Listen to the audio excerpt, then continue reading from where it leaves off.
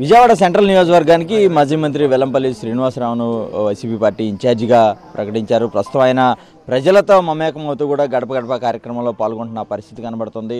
అయితే ప్రస్తుతం ఆయన మనతో పాటు ఉన్నారు. ఆయన అడిగి తెలుసుకునే ప్రయత్నం చేద్దాం. సార్ చెప్పండి, మిమ్మల్ని ఈ నియోజకవర్గానికి ఇన్ఛార్జిగా ప్రకటించిన తర్వాత కేడర్ నుంచి మీకు ఎలాంటి సపోర్ట్ దొరుకుతుంది? సార్, వైఎస్ జగన్మోహన్ రెడ్డి గారికి కేడర్ అనేది ఒక మంచి బలం.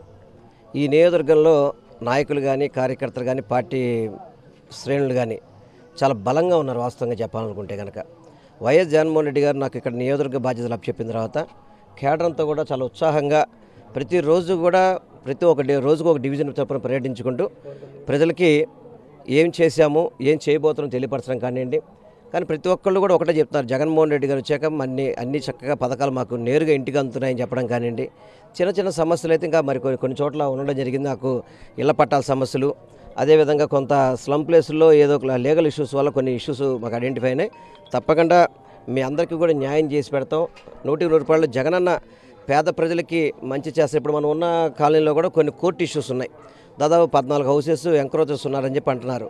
వాళ్ళకు కూడా తప్పకుండా ప్రత్యామ్నాయం ఇల్లు ఇచ్చే విధంగా కూడా వాళ్ళకి ఇవ్వడం జరుగుతుంది. ఎందుకంటే జగనన్న ఒకటే పేదల పక్షపాతి, ప్రతి ఒక్కరికి మంచి చేయాలనేది. ముఖ్యంగా చెప్తున్నాను, ఈ నియోజకవర్గంలో రేపు జరగబోయే ఎన్నికల్లో 25,000 మెజార్టీ, మినిమం 25,000 మెజార్టీ వచ్చే విధంగా మీ అందరం కూడా మా శ్రేణులు కానీ ప్రజానీకం కూడా సిద్ధంగా ఉన్నారో మాత్రం మీకు తెలియపరచుకుంటున్నారు. అంటే ఇప్పుడు మీరు గడప కార్యక్రమం తరహాలో డివిజన్లోకి వెళ్తున్నారు. ఆ ప్రజల నుంచి ఎలాంటి స్పందన వస్తుంది? ప్రభుత్వ పథకాల మీద ప్రజలు ఎలాంటి స్పందన వ్యక్తం చేస్తున్నారు? మీరు కూడా ఆల్రెడీ ఫాలో చేస్తున్నారు. ప్రతి ఇంట్లో కూడా హారతిస్తున్నారు. మళ్ళీ జగనన్న రావాలని కోరుకుంటున్నారు. ఈ పథకాలు అమలు అవ్వాలంటే జగనన్న మాత్రమే చేస్తారని చెప్పని ప్రజలందరూ కూడా విశ్వసిస్తున్నారు. ఎందుకంటే చంద్రబాబు 14 ఏళ్ళ పరిపాలన ప్రజలంతా చూశారు. జగన్ అన్నది 4.5 ఏళ్ళ పరిపాలన చూశారు. ఈ పరిపాలనలో మార్పు అంతా గమనించి చంద్రబాబు నాయుడు ఈరోజు తప్పుడు వాగ్దానాలు చేయడానికి ఇప్పుడు జనసేనతో పొత్తు అంటున్నాడు.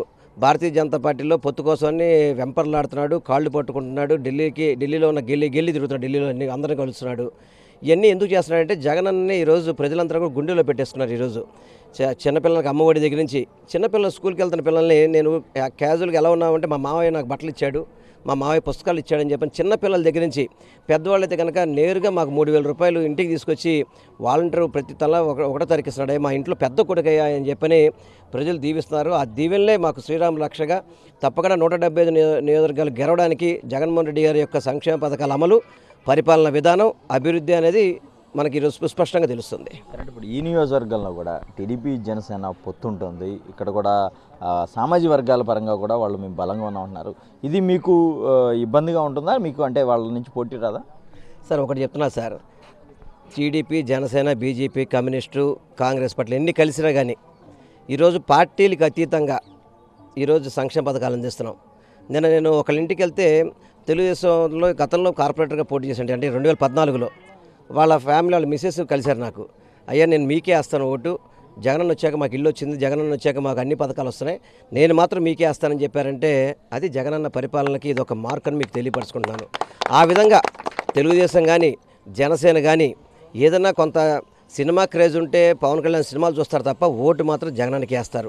చంద్రబాబు మాటలు వాళ్ళ పార్టీ కేడర్ కూడా నమ్మే పరిస్థితి లేదు. ఎందుకంటే ఈరోజు 31 లక్షల మందికి ఇళ్ల స్థలాలు కేటాయించడం కానివ్వండి, ప్రతి నెల 400 కోట్లు ఉండే పెన్షన్ విలువని 2,000 కోట్లు ఇస్తున్నాడు. ఇప్పుడు ఇదివరకు గతంలో చంద్రబాబు నాయుడు హయాంలో 400 కోట్లు మాత్రం నెలకి ఇచ్చేవాళ్ళు పెన్షన్లు.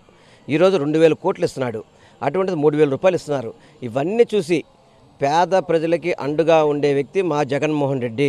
ఆయన్నే గెలిపించుకుంటాం, తప్పకుండా మిమ్మల్ని గెలిపించుకుంటాం అనేది ప్రజల యొక్క వాక్. ఇది వైసీపీ ప్రభుత్వం మీద కావచ్చు, లేదంటే సీఎం జగన్మోహన్ రెడ్డి అందిస్తున్న సంక్షేమ పథకాల మీద ప్రజలంతా కూడా పూర్తిగా సంతృప్తి వ్యక్తం చేస్తున్నారు. ఇక తనకు కూడా నియోజకవర్గంలో కేడర్ నుంచి కూడా కావచ్చు, అటు ప్రజల నుంచి కూడా మంచి మద్దతు వస్తుంది. ఖచ్చితంగా సెంట్రల్ నియోజకవర్గంలో 25,000 మెజారిటీతో గెలిచి సీఎం జగన్మోహన్ రెడ్డికి కానుగ్గా ఇస్తామని చెప్పి కూడా ఆయన స్పష్టం చేస్తున్న పరిస్థితి కనబడుతుంది. కెమెరా పర్సన్ వెంకటతో అశోక్, సాక్షి టీవీ, విజయవాడ.